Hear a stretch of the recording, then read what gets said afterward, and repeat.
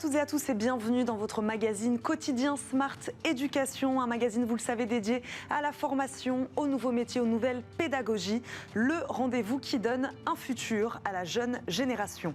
Les universités tendent la main aux Asperger. Aujourd'hui en France, 1% de la population serait concernée par ce trouble du spectre autistique et pourtant, moins de 500 étudiants porteurs de ce trouble sont actuellement inscrits dans l'enseignement supérieur. Alors comment combattre les clichés qui persistent sur les Asperger et comment favoriser leur inclusion dans les universités et plus tard donc dans les entreprises?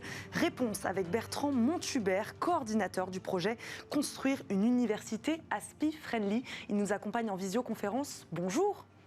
Bonjour. Bienvenue dans Smart Éducation, même à distance. Merci beaucoup de nous accompagner aujourd'hui, Bertrand Montubert. Expliquez-nous quand et comment est né ce projet. Alors ce projet est né il y a à peu près 5 ans, à une époque où j'occupais d'autres fonctions autour des questions d'amélioration de l'accès à l'enseignement supérieur. Et la question qui s'est posée était finalement un petit peu celle-ci, c'est-à-dire qu'est-ce qu'on fait concrètement pour améliorer l'accès des personnes qui présentent un trouble du spectre de l'autisme sans déficience intellectuelle, ce que nous on appelle les ASPI, dans les universités. Et la réponse, c'était pas grand-chose. Il y a des choses qui se faisaient, il y a des choses qui se font évidemment. Bien entendu, il y a des missions handicap dans les universités, mais néanmoins, on avait le sentiment qu'il fallait aller plus loin, il fallait comprendre quel était le fonctionnement spécifique de ces personnes pour adapter la pédagogie à cette situation.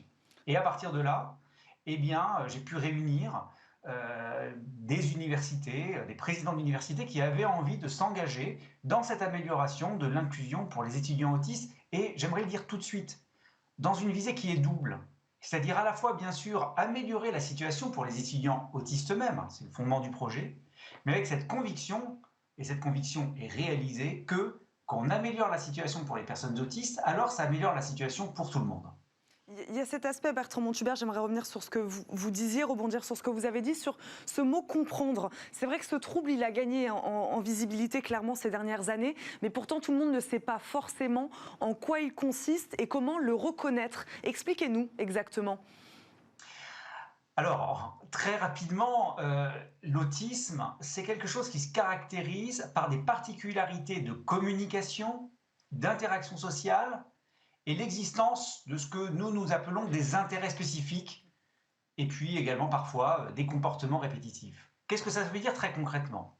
Ça veut dire qu'une personne autiste, même avec un très haut niveau intellectuel, eh bien il peut y avoir des choses qu'elles ne vont pas comprendre directement de la même manière. Je vais vous donner une référence. Je ne sais pas si vous avez vu ce film magnifique qui s'appelle Imitation Game. C'est la vie d'Alan Turing. Alan Turing, fondateur de l'informatique, et qui, dans ce film qui lui est dédié, Imitation Game donc, eh bien, se retrouve dans une des scènes, dans une situation d'incompréhension totale avec l'ensemble de son équipe. À tel point d'ailleurs que son équipe avait envie plutôt de s'en débarrasser. Heureusement que ça n'a pas été le cas, puisque Alan Turing a réussi quand même à percer le secret de la machine de cryptage des Allemands, Enigma.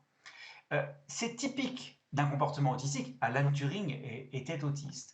On peut se retrouver donc avec des difficultés dans une communication, même avec des gens qui par ailleurs peuvent avoir des éléments de compréhension extrêmement importants. Deuxième type de chose, le fait de nouer des interactions sociales, de les initier, de les maintenir.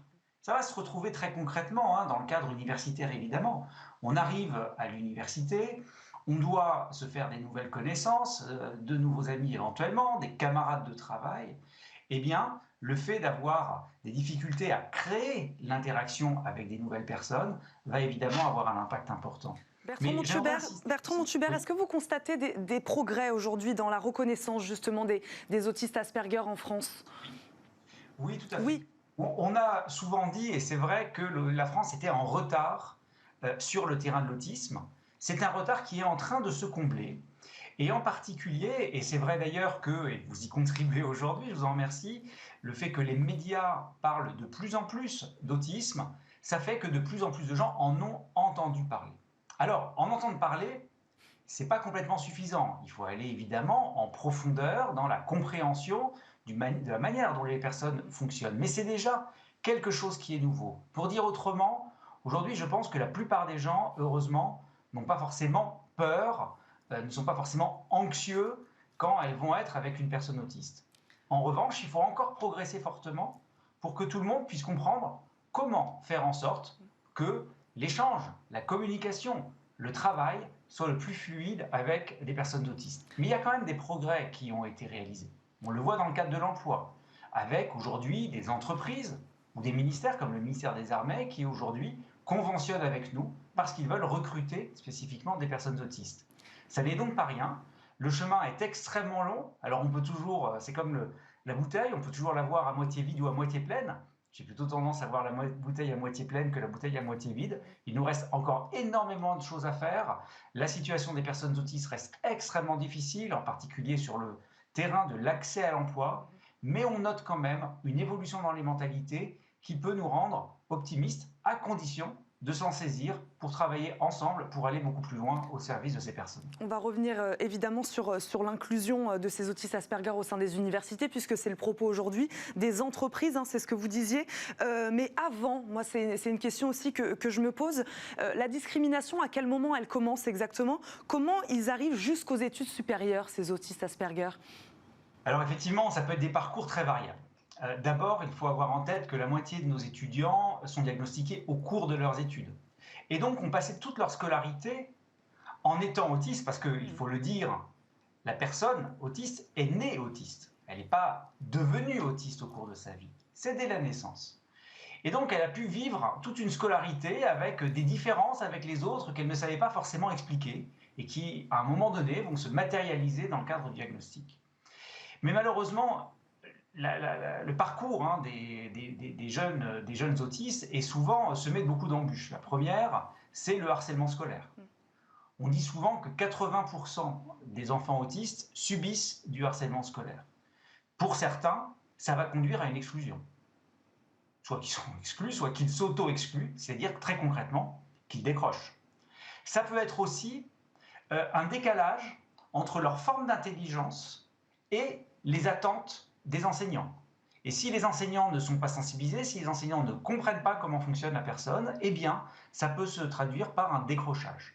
D'autres, à l'inverse, sont dans des parcours, au contraire, de très très grande réussite et décrochent le bac avec mention très bien. Donc on a une très très grande hétérogénéité. Mais il faut se dire, on peut avoir des gens qui décrochent au niveau du collège, au niveau du lycée, alors qu'ils ont un potentiel intellectuel extrêmement élevé et que normalement, ils devraient réussir.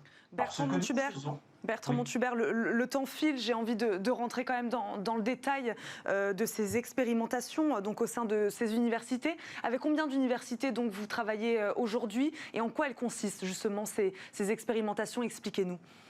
Alors, plus de 25 universités aujourd'hui et on a régulièrement des nouvelles universités qui nous rejoignent. En quoi ça consiste concrètement? Écoutez, je vais partir de ce que j'évoquais juste à l'instant. Des étudiants qui ont décroché, enfin des lycéens qui ont décroché en première, eh bien nous pouvons leur permettre d'accéder aux études universitaires à travers le diplôme d'accès aux études universitaires et nous travaillons sur l'adaptation de ce diplôme pour qu'ils puissent prendre en compte les particularités des personnes autistes. Ça veut dire quoi très concrètement? Ça veut dire que dans le DAEU, puisque c'est comme ça qu'on l'appelle, dans mon université à Toulouse, eh bien, on a carrément regardé tous les examens avec une personne autiste, tous les sujets d'examen avec une personne autiste, pour essayer de comprendre s'il y avait des manières de formuler qui risquaient de poser des problèmes aux personnes autistes. En particulier, elles comprennent mal ce qui est implicite. Donc on a retravaillé ça. On a travaillé sur la manière de passer les examens dans un certain nombre de cas. On a pu travailler évidemment en mettant en place du tutorat. Mais surtout, la chose la plus importante qu'on fait, c'est qu'on sensibilise les équipes pédagogiques. C'est-à-dire que quand un étudiant autiste arrive à l'université, la première chose qu'on fait, c'est qu'on lui fait passer ce qu'on appelle un entretien d'expression des besoins. On essaye de comprendre en fait quels sont ses besoins, comment la personne fonctionne, quelles sont ses particularités.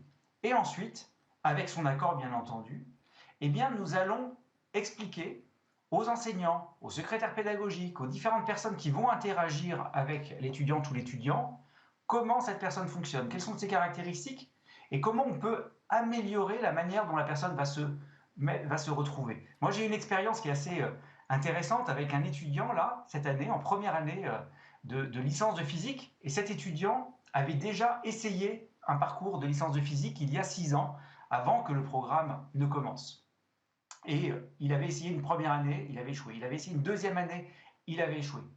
Et là, 4 ans après, 5 ans après, eh bien, il a décidé de recommencer. Et donc, je l'ai vu au bout de quelques mois, je lui ai dit, bah, c'est intéressant parce que vous êtes dans une situation, peut-être pour nous dire comment c'est la comparaison avant-après. Il m'a dit, mais c'est le jour et la nuit. Alors, je lui ai dit, pourquoi? Alors, il me dit, la première chose, c'est que bah, maintenant, je peux aller manger au restaurant universitaire. C'est quand même pas complètement anodin de manger à midi. Hein. Faut pas minorer ces choses-là. La deuxième chose, il m'a dit, c'est la sensibilisation des autres étudiants. Les autres étudiants, on leur expliquait ce que c'était que l'autisme. Et à partir de là, lui a pu se trouver à l'aise, se faire des amis au sein de son groupe, ce qui n'était pas du tout arrivé quand il avait eu ses premières expériences à l'université. Voilà, donc ce sont plein de choses et évidemment, je ne peux pas vous en donner un catalogue parce que ce qui est important, c'est qu'on va individualiser les aménagements en fonction des besoins de chacune de ces personnes et chacune de ces personnes est extrêmement différente. Ce qui va fonctionner pour l'une ne fonctionnera pas pour l'autre. Et donc, c'est ce travail d'individualisation que nous fournissons avec les équipes dans les différentes universités. Et c'est intéressant ce travail que vous faites donc auprès des équipes pédagogiques, en effet, de sensibilisation auprès donc des autres étudiants, des professeurs, du corps enseignant. Bertrand Montubert, est-ce que vous vous fixez des objectifs aujourd'hui avec ce projet-là? Un nombre d'étudiants autistes Asperger qui seraient ensuite peut-être recrutés par des entreprises. Enfin voilà, comment vous calculez ensuite l'intérêt de ce projet-là?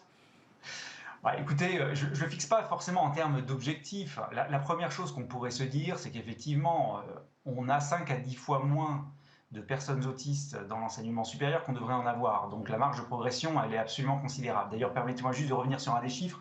Le chiffre de 500 que vous avez annoncé au début, c'est les étudiants qui sont dans les universités du réseau. Au total, en France, c'est un peu plus de 1000.